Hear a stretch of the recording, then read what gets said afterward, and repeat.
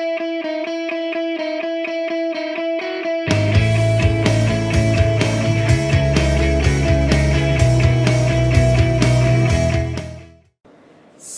cerdas hukum. Assalamualaikum warahmatullahi wabarakatuh. Halo Pak Hari, selamat pagi. Kita jumpa di episode perdana Disbagum, diskusi bareng hukum bersama Kementerian Hukum dan HAM Kalimantan Tengah.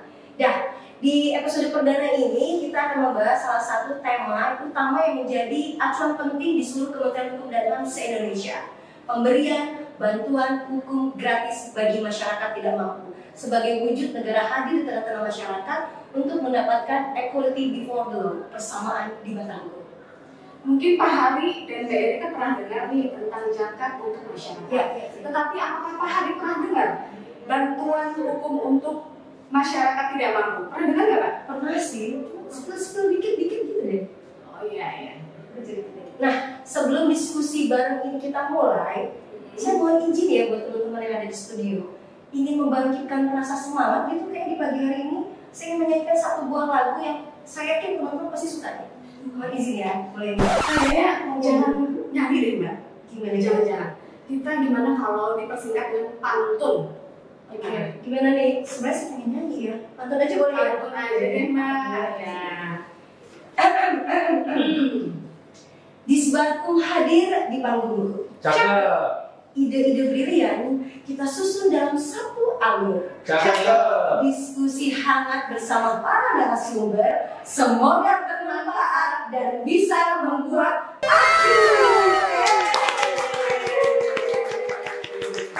silakan yang mau muntah juga disilakan. Jangan dong Mbak, bilang aja deh. Dan Mbak Erika, di tengah-tengah kita pada hari ini kita kedatangan narasumber yang sangat mengerti tentang bantuan hukum. Oke, harus dong. Iya dong. Kasubit Penyuluhan Hukum, Bantuan Hukum dan JDIH. Kita sambut Bapak Vasco Fernando.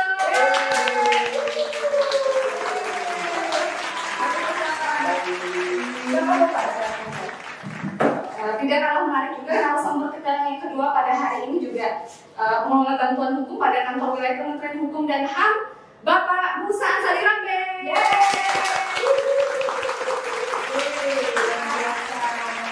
Apa kabar Bapak Vasco? Baik, Alhamdulillah. Nyaman Pak semalam Pak. Kelihatan ya dari wajah Bapak ya, glowing, shining, shimmering. Wow, pokoknya harus perawatan deh Bapak ini. Iya. Mas Musa gimana? Jadi sebelumnya kedengaran nggak ini dari sini? Tahu gini? Oke. Kedengaran ya? Ini ada di editornya ada kan ya? Ada dong. Gak capek ini gak kayak podcast biasanya. Narasumber kita ya. Gini dong. Oke, kayaknya tanpa berbahasa-basi lagi kita, aku nih kepo banget. Mungkin Pak Hari di rumah juga kepo nih. Sebenarnya apa sih bantuan hukum ini? Pak Vasco bisa menjelaskan sekarang? Harus. Saya jelaskan ya. Oke. Baik, terima kasih Ibu Rizky yang sudah membawa kita ke pertemuan pagi hari ini.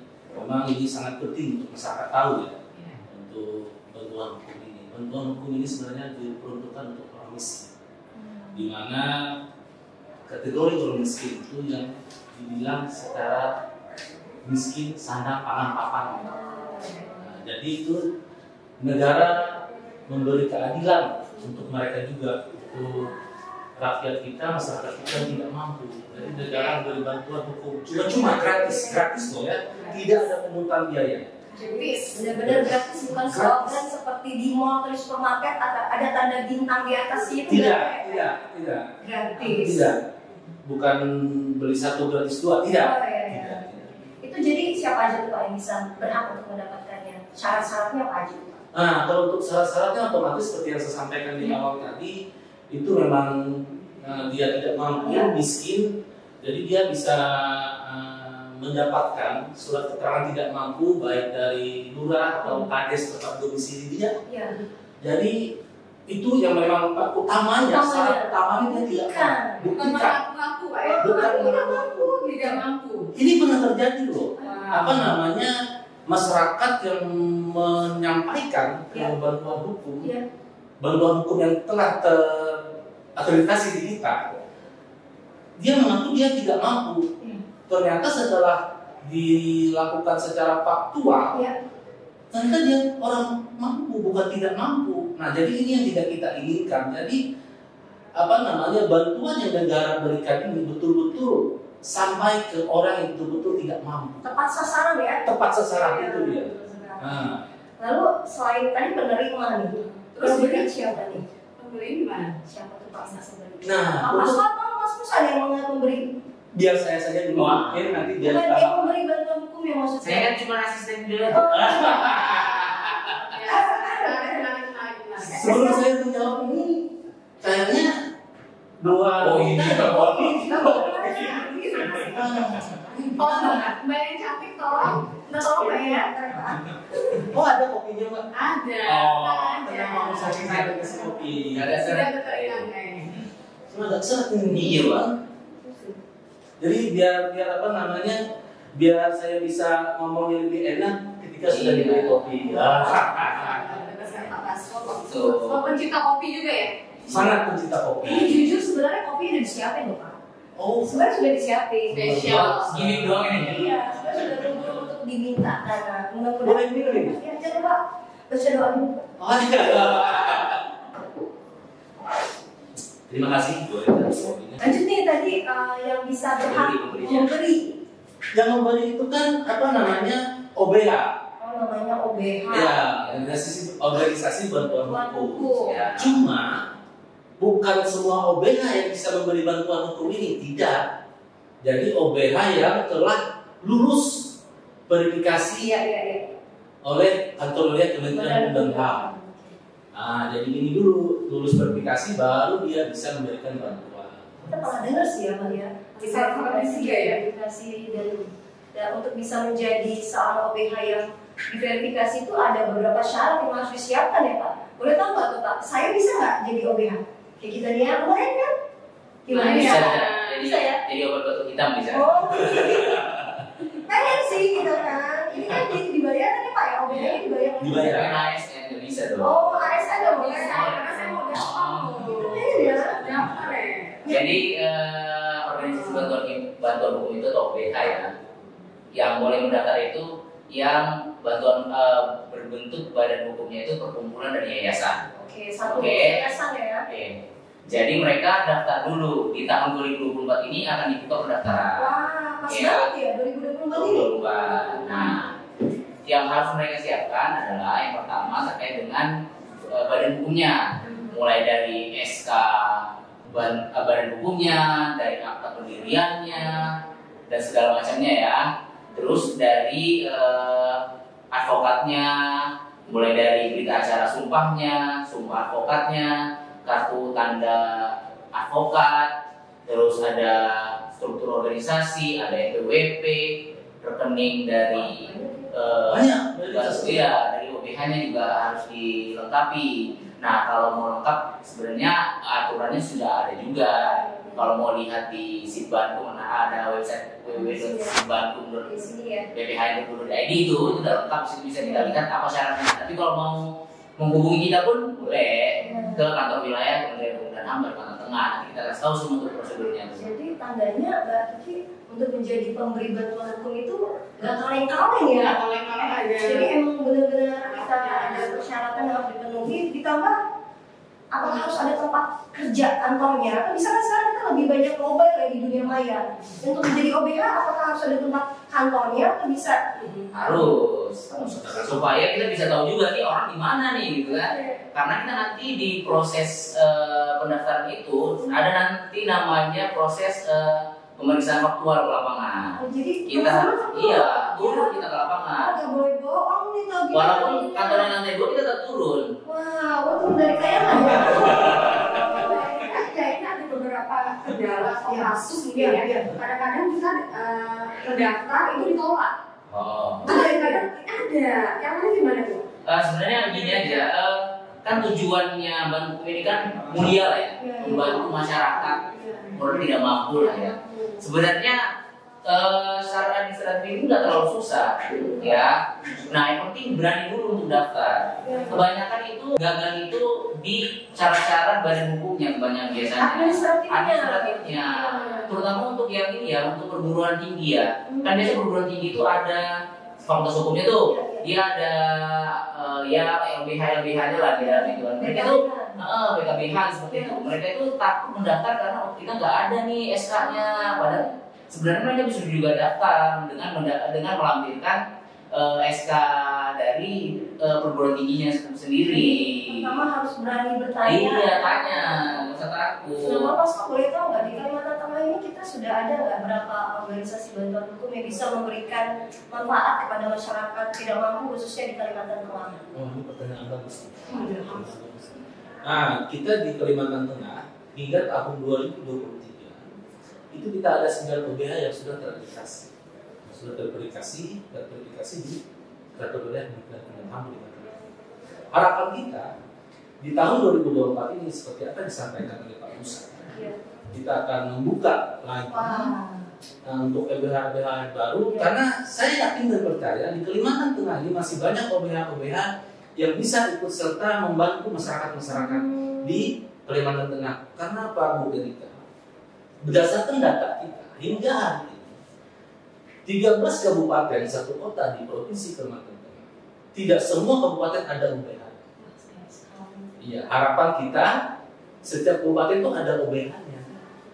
Jadi masyarakat jadi merata. Jadi dari desa ke kecamatan sampai ke kabupatennya, jadi masyarakat yang memang butuh bantuan hukum betul-betul tersentuh nantinya. Kalau boleh tahu kapan tuh Pak mulai pendaftarannya? Siapa tahu ada teman-teman yang kita ingin mendaftar menjadi OBH terakreditasi, mulai kapan dibuka ini? Kalau tanggal pastinya belum ada, belum dibuka pendaftaran. Tapi yang pasti di tahun 2024 ini. Persiapan ya? Persiapan itu persiapan dulu. Karena bikin SK dan segala macam itu kan nggak cepat. Legalitas itu nggak cepat.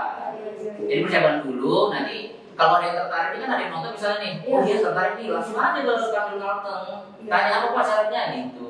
Luar biasa ya Mbak Erika ya.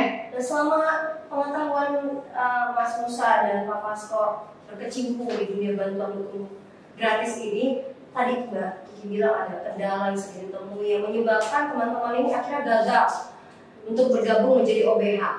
Atau yang kedua, masyarakat yang tidak mampu ini gagal, padahal dia benar-benar tidak mampu Pak. Selain dia bohong ya Pak.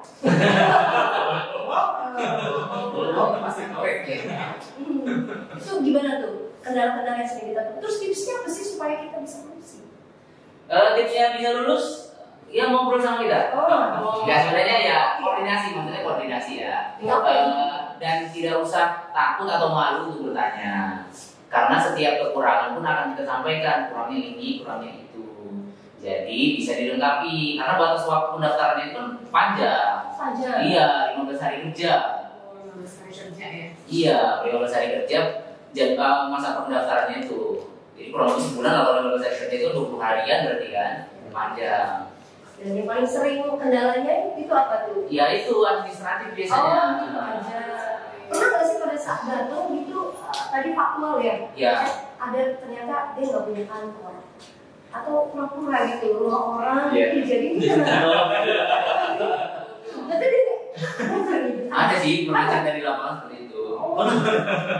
Nggak bisa bohong. Iya nggak bohong, kita benar karena kan anggaran negara ini bahaya harus bertanggungjawabkan. Ya benar juga sih Mbak Erika ya. Kalau begitu buat teman-teman kita nih, tadi kan yang pemberi ya kita banyak, yang penerima nih karena kan baru mau mulai berurusan dengan hukum nih di kepolisian ya. Kalau misalkan yang sudah diingkar tuh sama Pak Hakim, diketok palu, masih bisa nggak dapetin bantuan hukum Pak? Maksudnya teman-teman kita yang ada di lapas, sama pidana itu gimana? Bisa ya? Bisa, masih bisa. Proses hukum itu kan nggak cuma di tingkat satu kan. Banding kasasi juga masih bisa dapat bantuan hukum. Atau yang di lapas rutan pun kan biasanya di rutan ya, terutama kalau di lapas kan biasanya sudah putus ya. Kalau di rutan kan masih proses biasanya tuh. Nah kalau misalnya dia belum dapat bantuan hukum masih bisa di rutan tuh. Apalagi di rutan kita sekarang udah ada pos baku loh. Wow. Sudah ada loh. Apa di pos baku Pak? Pos bantuan hukum. Nah, jadi di kabupaten-kabupaten itu kan kita punya unit personal teknis. Atau wilayah kita punya unit personal teknis, baik itu rutan atau lapas. Nah di sana ada ruangan kita siapkan untuk pos bantuan hukum tadi. Jadi bagi warga-warga binaan kita di sana yang memang tidak mampu dan butuh pendampingan hukumnya, ya dia bisa langsung di pos bakum itu ya, jadi Betul. nggak harus ke Kanwil. Nggak harus ke Karena Kanwil. banyak masyarakat jauh. nggak bisa juga keluar dari sini. Oh iya, benar. Keluarganya bisa tapi. Oh, berarti bisa. Bisa ya. Bisa. Bahaya. Kita closing statement aja deh. Oh, berarti. Dari Pak Hasto. Karena kita udah tercerahkan nih, tercerahkan dari mendung jadi cerah. Tadi pelangi. Lani. Jadi tercurahkan gitu ya. Harapan kita ya, kita yang melaksanakan bantuan hukum ini, ya harapan kita kalau bisa jangan ada tindak pidana, biar bagaimanapun kita di kantor wilayah ini tetap siap membantu. Cuma harapan kita jangan ada tindak-tindak pidana, jangan ada tindak-tindak pidana gitu, jangan mentang-mentang ada bantuan hukum gratis. Gak apa-apa nih aku mencuri, toh nanti juga aku dibela kok. Bantuan hukumnya gratis, jangan berpikir seperti itu. Karena kita negara maju itu kan otomatis tingkat kriminalnya tidak tinggi, pasti turun. Nah, ada juga kebalikannya. Salah satu ciri negara maju itu katanya tingkat kriminalnya tinggi. Nah, tapi saya berharap jangan seperti itu, berpikir seperti itu. Kita boleh negara maju, tapi tingkat kriminalnya jangan tinggi. Jadi masyarakatnya sejahtera dan merasa aman. Semoga dengan program bantuan hukum ini pada masyarakat tidak mampu ini lebih mendapatkan akses kepada keadilan seperti yang negara hadir di tengah-tengah masyarakat tuh benar-benar dapat ya Pak. Tidak hanya sekedar slogan tapi dia juga transparan. Seperti yang boleh kita sampaikan tadi, equality before the law. Iya. Kita sama semua di depan hukum gitu loh. Walaupun dia miskin, walaupun dia tidak miskin, kalau memang salah ya salah. Nah, terus sedikit saya tambahin. Bantuan hukum ini tidak menjamin dia lolos dari ancaman. Oh iya. Ya, bukan berarti dia mendapat bantuan hukum itu dia bebas atau ringan, bahkan bisa lebih kebalikannya, bisa lebih berat. Jadi bantuan hukum ini tidak menjamin orang yang mendapat masalah hukum ini betul-betul bisa bebas. Mungkin ada yang berpikiran karena saya miskin, saya dibantu oleh negara, otomatis saya pasti dibantu juga keringanan baik hukumannya dan lain-lainnya. Padahal dia salah. Padahal dia salah, tidak seperti itu. Nah, jadi ini yang perlu kita luruskan. Oke, terima kasih Bapak Hasto dan Bapak Musa yang telah hadir di segmen pada kali ini ya Pak ya. Oke Pak Hari, mungkin Pak Hari setelah mendengarkan penjelasan dari narasumber kita ingin bertanya lebih lanjut tentang bantuan hukum untuk masyarakat tidak mampu, bisa mampir dan kunjungi langsung kantor wilayah Kementerian Hukum dan HAM Kalimantan Tengah di Jalan Adoni Samad nomor 20 Palangkaraya, atau website resmi Kanwil Hukum dan HAM Kalimantan Tengah melalui Instagram, Facebook, YouTube, dan media sosial lainnya di bawah ini. Dan pastikan jangan lupa memiliki kuota. Wah, itu penting banget. Bisa diakses atau bisa numpang wifi tetangga juga boleh. Dan yang paling penting adalah kita meminta kepada masyarakat untuk jangan lupa untuk like, share, dan menginfokan kepada teman-teman kita yang lainnya bahwa ada informasi pemberian bantuan hukum gratis bagi masyarakat tidak mampu. Dan bagi OBH yang ingin bergabung di tahun 2024 ini, Kementerian Hukum dan HAM membuka secara luas akreditasi dan verifikasi ya Pak. Sebenarnya itu